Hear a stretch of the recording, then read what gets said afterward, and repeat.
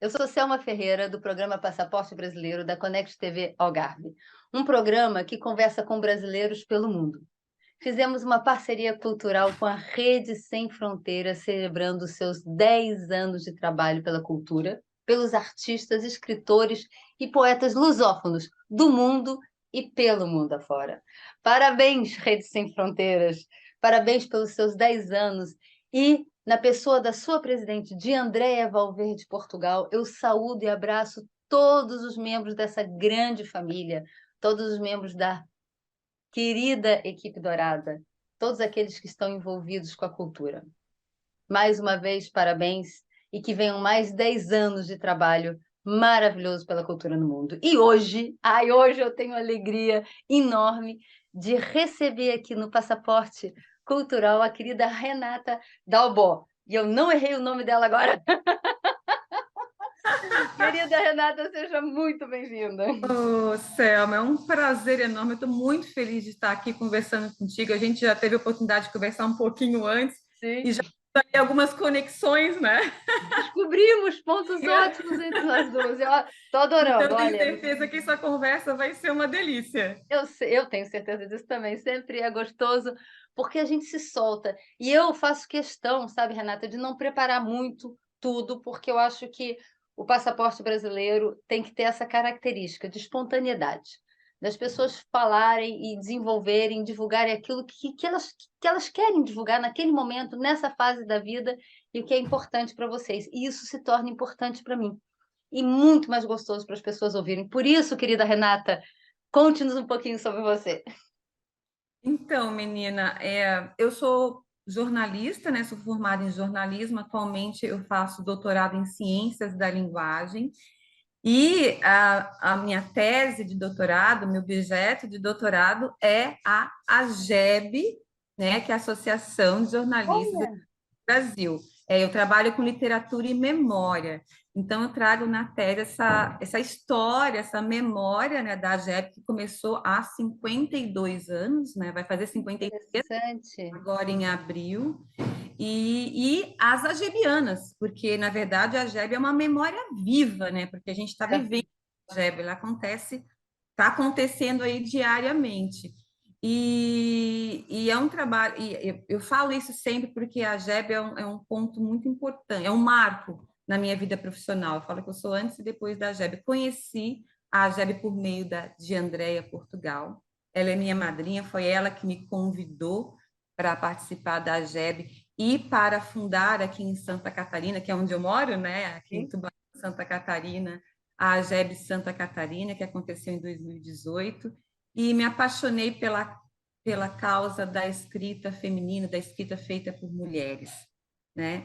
Mas a minha história começa um pouquinho antes, sou cronista, estou aí há Isso. mais de 10 anos publicando crônicas semanalmente no jornal, já são aí mais de 500 crônicas, Que tenho alguns... bonito, né? Deve ser muito, muito interessante trabalhar com essa questão das crônicas, do que a gente vê no nosso dia a dia, do que a gente trabalha. Eu acho que É deve ser verdade. um fruto muito bonito, porque ser escritor, escrever um livro, é você juntar tudo, é você buscar uma complexidade ou uma simplicidade complexa de colocar aquilo num papel e uma história com começo, meio e fim. Uma crônica, óbvio que tem começo, meio e fim, mas tem muito suspense. A crônica pode ter um começo, um meio, fim, sempre meio suspenso, porque é uma coisa que é mais para colocar para pensar, é mais para emitir uma opinião própria e deixar aquilo solto para os outros discutirem. É assim que você se sente na diferença É, entre a eu, escrita. eu, eu sempre cito ali uma definição do Conrado Caligares, que foi um grande cronista, um psicanalista, que ele diz que a crônica te dá a chance de viver o ordinário do cotidiano, do dia a dia, como se fosse extraordinário, porque você nunca sabe de antemão aquilo que você vai viver. A crônica, ela traz muito o cotidiano, ela é o registro do nosso dia a dia, é como se você parasse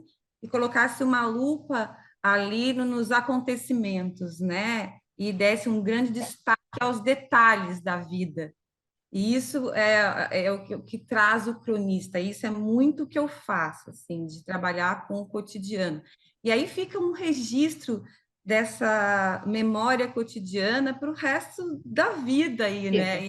muito legal, porque as próximas gerações, porque a gente trabalha muito com o grandioso, a história grandiosa, tal, mas a história do dia a dia das pessoas, como é que elas passaram por aquele evento, como é que passaram pela aquela pandemia, como é que eu passei, a minha família, enfim. E Eu acho aí, interessante que eu acho que a crônica poderia se transformar cada vez mais num incentivo para os jovens pela leitura, né? Porque sim, porque um... Desculpa. é um texto, desculpa, não, mas é justamente isso, porque eu acho que é a porta de entrada mesmo para o jovem leitor, porque é um texto curto, né? É fácil, simples. Exato. Ele é simples, mas não é simples de escrever, porque a crônica ela pode tudo. Como diz a Marta Medeiros, ela é livre, você pode tudo, só não pode ser chato. Que delícia. Que todo mundo já sabe, que todo mundo já está cansado de ler. Não, você tem que ter uma originalidade dentro daquilo que você escreve ali na crônica para chamar uma atenção, né? E eu acho que justamente, concordo contigo, é a porta de entrada para o leitor. Para o O jovem, leitor, eu acho que de repente a gente poderia começar, olha aí, a gente está conversando e vai desenvolvendo esse assunto, porque nós temos uma dificuldade muito grande hoje, mesmo com os livros digitais, mesmo com os audiolivros, né, de motivar o jovem a ler. E é uma pena muito grande, porque a leitura enriquece completamente, melhora o vocabulário, melhora o pensamento, melhora a retórica, melhora tudo através da leitura, quando você... É óbvio que a prática também, né? Conversar, claro. a prática também faz que a pessoa tenha mais flexibilidade oral. Essa questão da nossa cultura de oralidade passa pela prática, mas eu sou super fã da crônica. Você me deu uma ideia maravilhosa, porque eu trabalho com uma associação e está aí uma ideia da gente começar a trabalhar, que é essa questão da crônica. Parar de insistir com as pessoas, olha, tem que ler um livro, né, e ler a crônica, porque eu não sei como é que você se sente em relação a isso, mas eu aqui em Portugal, atualmente não estou em Portugal, mas aqui em Portugal, as pessoas, o Plano Nacional de Leitura exige que os jovens leiam, né, um livro determinado X e B. Então, algumas vezes os livros são grossos, são grandes. Então, o que eles começaram a fazer agora? Eles começaram a resumir os livros. E eu acho uma pena, porque o resumo do livro não é o livro. O resumo do livro é o resumo da história. Então, você pega um livro, você diz que o Plano Nacional de Leituras te exige ler um livro de 250 páginas. E, de repente, um professor fala assim, olha, mas lê aqui 10 Resumo. páginas desse resumo para poder fazer a Acabou, prova sobre o livro. Acabou, era muito melhor pegar logo uma crônica. né? De você ler o começo, meio e fim, e trabalhar, na verdade, nas escolas eles fazem muito isso, de começar a incutir a leitura nos jovens pelas crônicas, né? E eu acho crônicas, depois contos, mesmo porque é difícil realmente trabalhar grandes clássicos, embora absolutamente necessário, mas tudo tem o seu tempo, né? Tudo tem a sua hora. Então, E a para maturidade intelectual das crianças também, exatamente. intelectual e emocional. Nem todo mundo consegue ler Machado de Assis assim, porque sentou e começou a ler. Pelo amor de A gente Deus. acaba com o Machado de Assis. Né? É uma pena, porque, na verdade, a leitura fora do contexto, fora da sua época, acaba, em vez de você incentivar, você distancia o leitor. Exatamente. A criança, o jovem, tem que ler aquilo que lhe dá prazer, né? Para E é depois chegar no Machado de Assis. que o professor, o mediador, tem uma grande importância nisso, porque é ele que vai incentivar, é ele que vai abrir as portas, é ele que vai dar o caminho, né? Exatamente. Dúvida nenhuma. Mas dentro de um leque de opções que tem muitos, tenho certeza que esse jovem, essa criança, vai achar um livro que lhe dê prazer de ler. E E aí começa você... a grande aventura da leitura, que é deliciosa, E é viajar, mesmo. não tem nada mais gostoso, né? É. E você acha que a GEB poderia ajudar de qualquer forma? Ou você, enquanto gebiana, né, poderia Sempre. ajudar de qualquer forma para Ah, que as escolas ou os professores, os jovens, encontrassem esse prazer? sim, sim, sempre. Eu acho que por meio as escritoras, né, por meio da AGEB, a gente faz isso aqui em Santa Catarina, a gente, cada uma Olha, com os livros, a gente vai às escolas. Nossa, esse ano passado agora, depois a gente vai falar um pouquinho sobre o último livro, que é o livro do Pingo, que é o Ai, que delícia! famoso Pingo que virou celebridade aqui em casa. Ele está aqui do lado, depois eu vou pegar ele um pouquinho para Tá, mostrar. tá, tá. Está aqui deitadinho do lado. E por meio do livro do Pingo, eu trabalhei esse ano passado, agora em 2022, eu fui em mais de 20 escolas, Que lindo, Renata. bibliotecas, fazer um trabalho de contação de história, e aí depois incentivando a leitura do livro, né, que eu conto a história um pouquinho, assim, olha, agora se vocês quiserem conhecer mais, Lógico. vão ler o livro. Gente, e assim, aí você vê que realmente você está plantando aquela sementinha, e que a criança fica encantada com a história. Então, como não é nada difícil você encantar a criança com as histórias, isso só tem que continuar, né? Exato.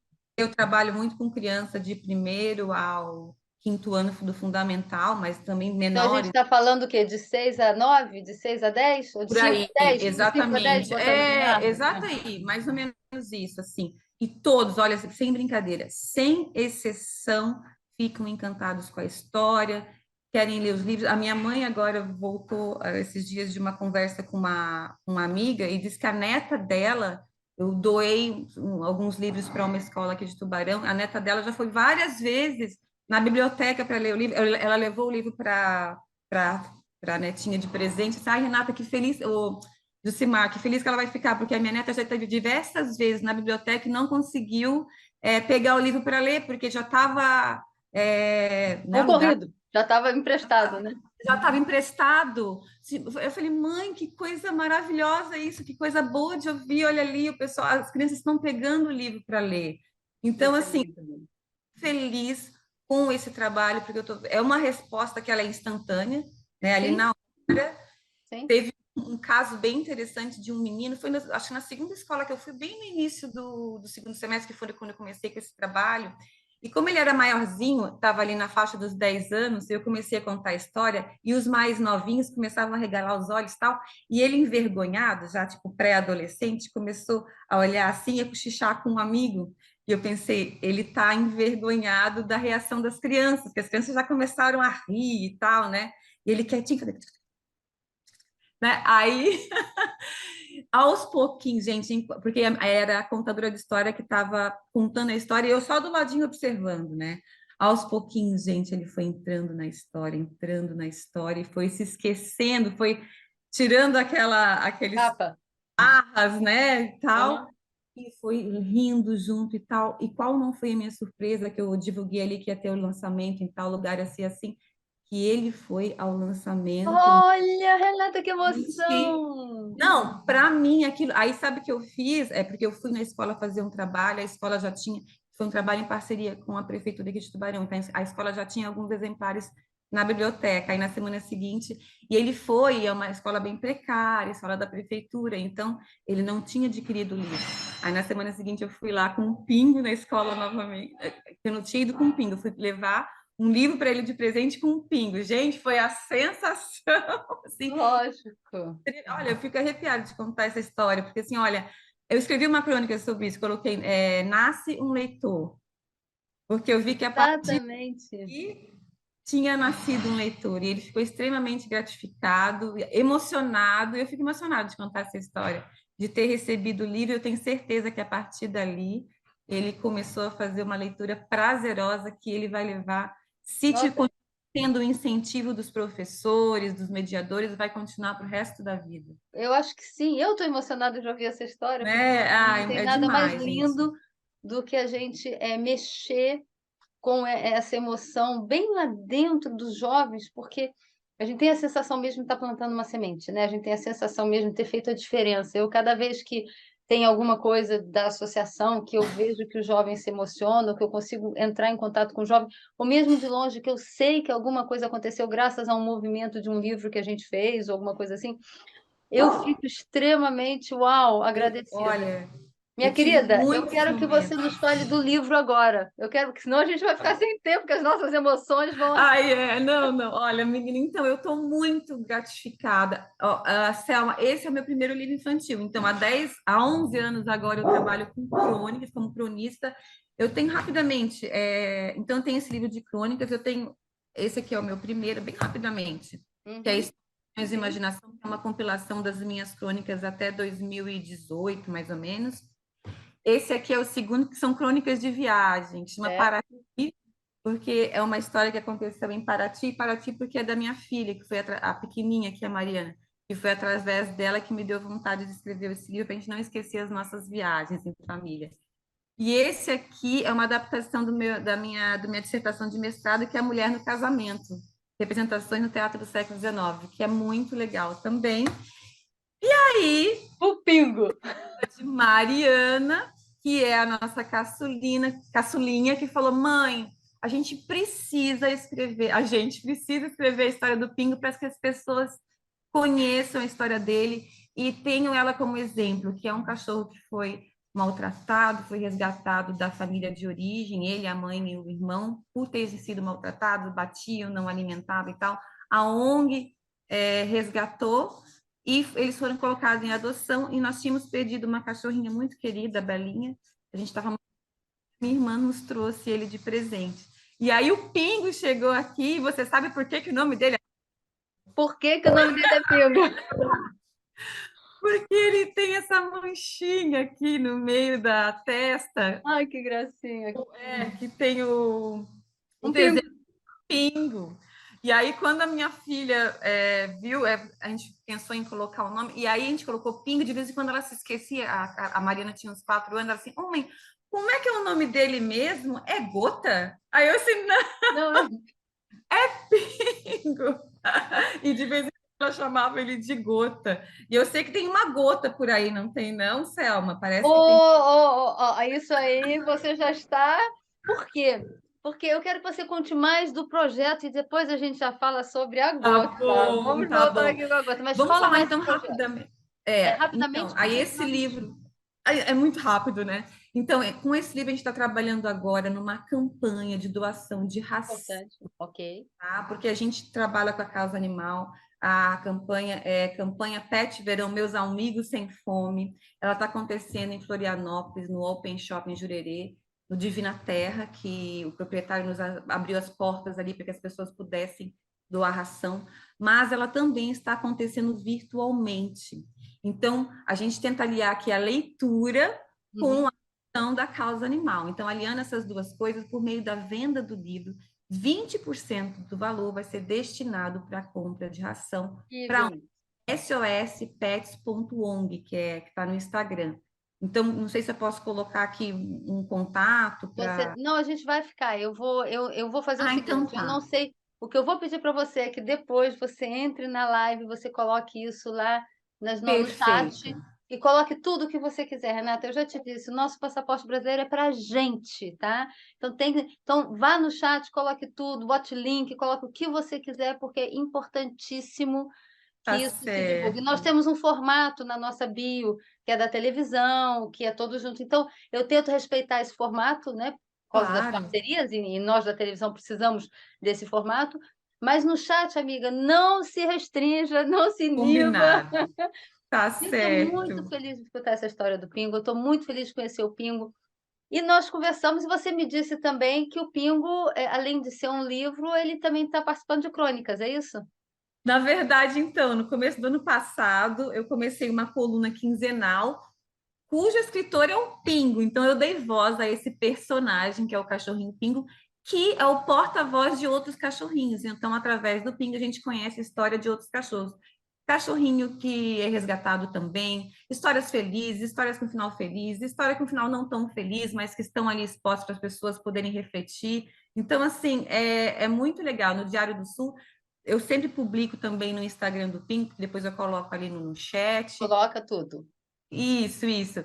Então, se as pessoas quiserem acompanhar, podem acompanhar as histórias do Pingo na sua coluna quinzenal no Diário do Sul e também por meio do livro. Ai, que maravilha. E no Insta, né? No Insta da E no coluna, Instagram no também, Instagram, exatamente. exatamente. Então, vindo aqui só complementar o que nós estávamos conversando antes, é que surgiu aqui uma oportunidade, talvez, do Pingo descobrir que ele tem uma prima fora do Brasil, né? Chique! Aí que nós vamos, eventualmente, aqui botar a prima do Pingo conversando com a prima Gota. Nossa, não, a Gota, agora nós conhecemos a Gota, A né? Gota que é, finalmente, Gota, agora eu já entendi por que que você riu da Gota. Tua filha finalmente vai ter a Gota. vai ter a Gota. Que legal, que legal. E Eu acho. é tua cachorrinha, Selma? Não, agora vamos lá. É um projeto que nós estamos. Ah, Vamos começar surgiu agora, em conversa com a Renata. Então, a Renata e eu vamos daqui a pouquinho sair do ar e vamos fazer isso de maneira mais escrita, mais tempo. Por quê? Porque a questão da proteção animal é uma questão que tem que ser abraçada aqui no Brasil, como tem que ser abraçada no mundo todo. Nós conversamos sobre isso, né, Renata? Que sim. é um problema mundial, o problema animal. Eu faço questão de frisar o que eu disse para a Renata também, que eu acho que tudo tem limite. Eu acho que a gente tem que aprender a ter limite, e eu acho que a gente não pode usar o animal como refúgio contra a sociedade, contra os seres humanos. Muitas vezes as pessoas preferem a companhia animal, mas não só a companhia no seio da sua casa, mas a companhia, inclusive, intelectual, diz eu não gosto, não quero mais ser humano, eu não quero filho, eu não quero neta, eu não quero tio, eu não quero primo, eu quero meu bicho, né? E eu acho que isso nós temos também que talvez colocar o pingo e a gota, lembrarem para as pessoas, que elas são humanas, que o desenvolvimento da oralidade, que a conversa, que o trocar ideias com outras pessoas, inclusive sobre as situações dos animais, é extremamente Claro. importante para a convivialidade. A gente não pode radicalizar, eu acho, isso sou eu, tá? E Sim, sim. cada vez que eu digo não pode, não deve, é uma opinião muito pessoal minha e eu tomo, sou eu. E, por favor, ninguém tome de outra maneira.